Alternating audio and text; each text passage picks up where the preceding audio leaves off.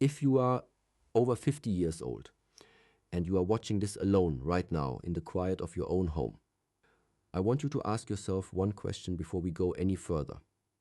What did I almost do? Not what you did, not what you failed at, what you almost did. The call you almost made, the apology you almost gave, the dream you almost chased before life got busy, before fear got loud, before you convinced yourself it was too late. Because here's the truth nobody tells you. Regret isn't about the mistakes you made. Regret is about the moments you stood at the edge of something and stepped back. Today, I'm going to tell you the story of a man named Walter. He was 71 years old when he finally understood this. And what he learned in the last chapter of his life is something every single one of us needs to hear. Especially if we still have time to change the ending of our own story. Stay with me until the end, because the third lesson in this story is the one that changes everything. And if you've ever laid awake at 2 a.m. wondering, what if this video was made for you? Walter had built what most people would call a good life, a steady job at a manufacturing plant for 34 years, a modest house with a paid-off mortgage, 2 grown children who called on holidays, a wife, Margaret, who had stood beside him through every hard winter, literal and otherwise. From the outside, nothing was wrong with Walter's life, but Walter had a secret. Not the kind of secret you confess in a courtroom. The kind of secret you carry quietly, in the space behind your ribs, for 40 years. When Walter was 29 years old, his younger brother Daniel asked him for help. Daniel wanted to start a small business, nothing extravagant. Just a hardware repair shop in their hometown. He needed a loan, and more than that, he needed a partner. Someone who believed in him. Walter said no. He said no because it felt risky. He said no because he had just had his first child, and responsibility felt heavier than opportunity. He said no because, if he was honest with himself, decades later, he was afraid of failing, afraid of tying his name to something that might collapse. So Daniel found another partner, a neighbor named Frank. The shop succeeded. It became the largest hardware supplier in 3 counties. Daniel and Frank became wealthy men, respected men, men whose names were on plaques at the community center. And every single day for the next 40 years, Walter drove past that shop on his way to work. Every single day, it reminded him of the one door he chose not to walk through. This is the first thing I want you to understand before we go further. Asterisk. Regret doesn't come from the big, dramatic failures. It comes from the quiet doors we didn't open. Asterisk. Walter didn't lose his brother's business. He lost his own belief that he was a man capable of building something. And that loss followed him home every night for 4 decades. So, retention. Hook. But here's what Walter didn't know yet. That one no at 29 years old wasn't the mistake that would define his life. The real mistake was still coming. And it would take him 30 years to understand what it cost him. Fast forward to Walter at 59 years old. His daughter Claire sat him down at his kitchen table on a Sunday afternoon. She was 31, recently divorced, and she had a plan. She wanted to go back to school, nursing school. She was tired of being underestimated. She wanted to build something of her own, the way her uncle Daniel once had, but she needed help. Not money, mostly. She needed her father to believe in her out loud. She needed him to say, "I think you can do this."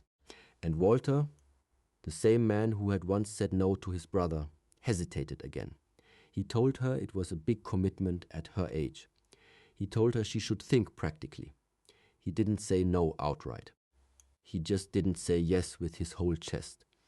He gave her lukewarm encouragement, wrapped in caution. And Claire's, sensitive and still healing from her divorce, heard exactly what he meant underneath the words. She heard, "I don't think you can do this." Claire didn't go to nursing school that year. She took a safer job instead, one that paid the bills and asked nothing of her. Walter didn't think about that conversation again for almost 8 years, until the day Claire, now 39, said something to him that broke him open. They were arguing about something small, as families do, when she said quietly, without anger, which somehow made it worse. "You've never believed I could do anything hard, Dad. Not once. Not even when I needed you to." And Walter realized in that moment that he had done to his daughter exactly what circumstance had once done to him. He had handed her his own fear, disguised as fatherly wisdom. This is the moment Walter's story could have ended the way so many stories end, with a man quietly accepting that he was simply not that kind of father, closing the book, and living out his remaining years in comfortable resignation. But something happened 3 months later that changed the entire direction of his life. And it didn't come from a book or a sermon or a self-help seminar. It came from a stranger in a hospital waiting room. Walter was 69 when his wife Margaret had a heart scare. It turned out to be minor, a warning, not a catastrophe. But for 6 hours in that hospital waiting room, Walter did not know that yet. For 6 hours, he sat with the very real possibility that he might lose the person who had known him longest. Next to him sat an elderly woman named Ruth, waiting on news about her own husband. They struck up the kind of conversation strangers have in hospital waiting rooms, honest, unguarded, stripped of the small talk we usually hide behind. Ruth was 83. And she said something to Walter that he would repeat to himself every day for the rest of his life. She said, "The people I disappointed by trying and failing, I don't think about them anymore. But the people I disappointed by never trying at all, I think about them every single day." Walter didn't say anything back. He just sat there in a plastic chair under fluorescent lights and felt something crack open inside his chest that he had kept sealed for 40 years.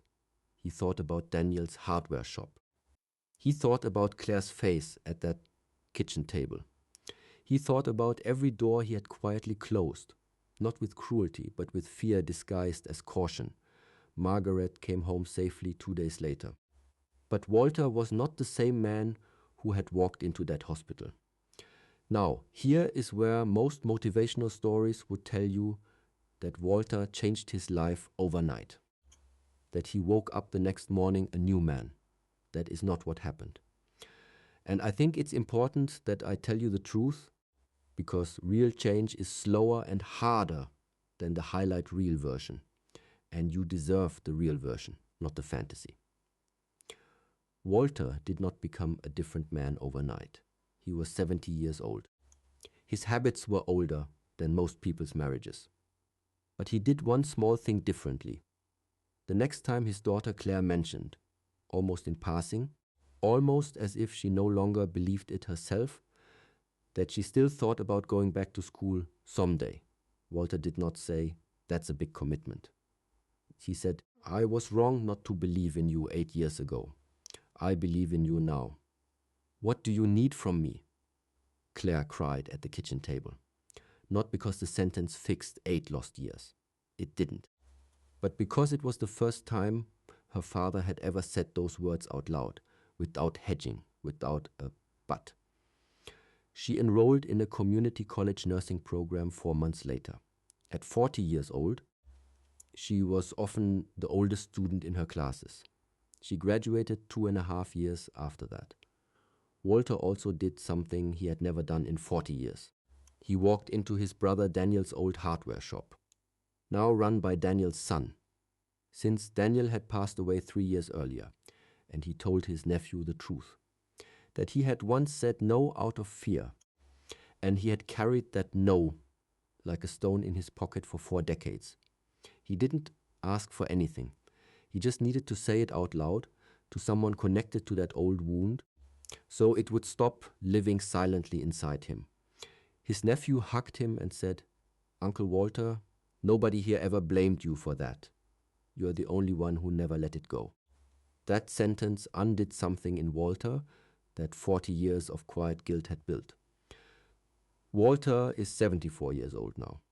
He didn't build a business empire. He didn't become famous. His story will never be told on the news.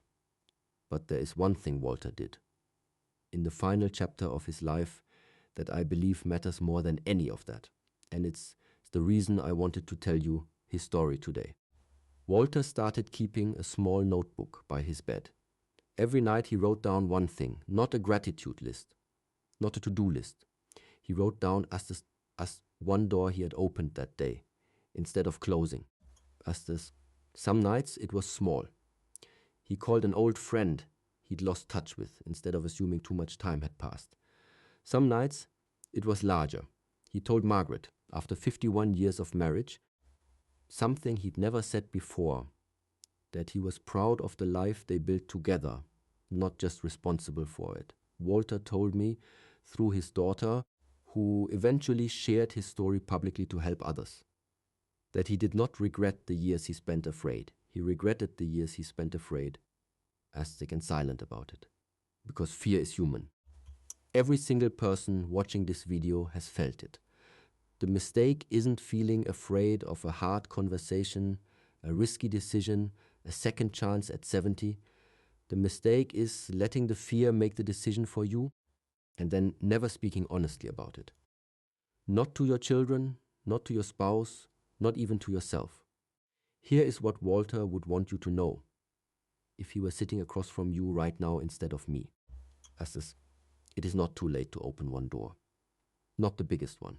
Not the one you think you missed forever. Just one. A phone call. An honest sentence to someone you love. A class you've been thinking about for 8 years. A hobby you buried under practicality. You do not need 40 years to fix what 40 years of fear built. You need one honest decision today to stop closing doors quietly and start opening them, even nervously, even imperfectly, even at 71 years old. If this story moved something in you, I want you to do something before this video ends. I want you to think of one door, just one, that you have quietly closed out of fear the way Walter did. And I want you to write it in the comments below. Not the details, not the whole story. Just the door. I never told my son I was proud of him. I never went back to finish my degree. I never forgave my father before he passed. You don't have to open that door today. But naming it out loud to yourself and to a community of people who understand exactly what you're carrying, that is the first step Walter took. 2 in a plastic chair under fluorescent lights at 69 years old. It is never too late to stop carrying a door quietly. It is only too late once you stop believing you are allowed to open it. If this story reached you, share it with someone who needs to hear it today. And if you want more stories like Walter's, real lessons, second chances, and the quiet courage it takes to change direction later in life, subscribe and I'll see you in the next one.